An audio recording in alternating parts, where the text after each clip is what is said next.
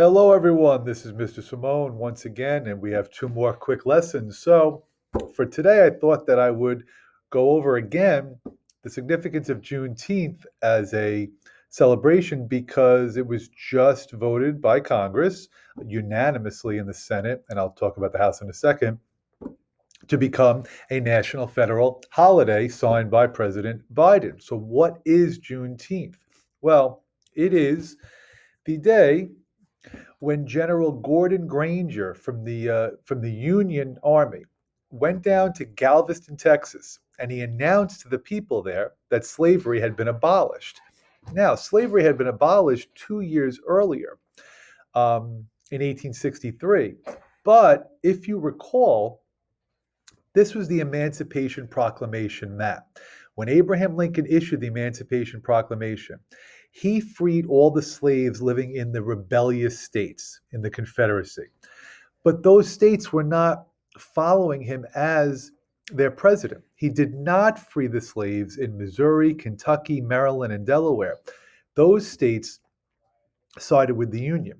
So theoretically, you could argue that he really didn't free any slaves until the Civil War was over, because as states were conquered by the Union and taken back, that's when slaves were told that they were free.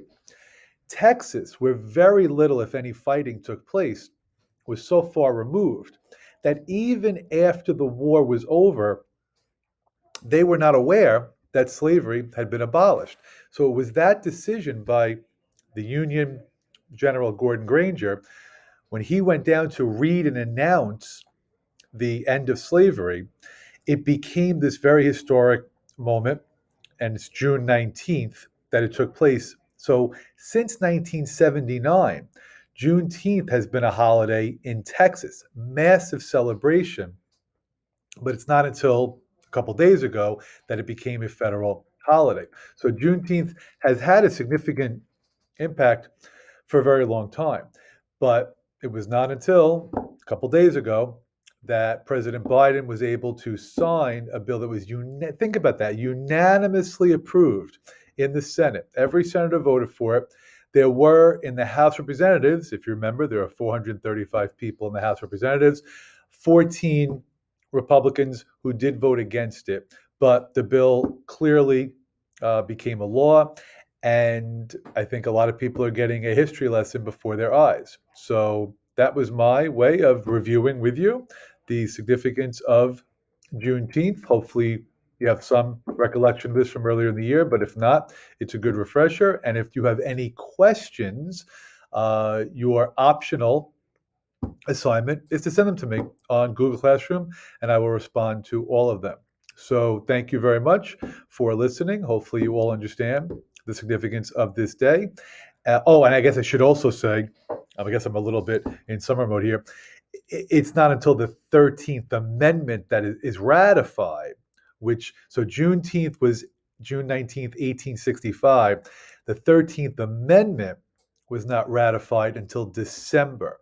So it's about a 6-month period where technically slavery was still allowed in those border states that had sided with the Union. So the official abolishment of slavery is with the 13th Amendment. And then you might recall 14th Amendment granted citizenship to everybody born within the United States, and then the 15th Amendment protected the right to vote for African American men. But now I'm just going through an entire history lesson, and I know that you're on summer vacation, but it's really great to be able to talk to you once again because I do miss it already. So hopefully that's a good, clear explanation. And again, optional. Any questions about Juneteenth, please send them my way. Otherwise, have a great weekend, and I'll see you for one last time on Monday. Take care, everyone.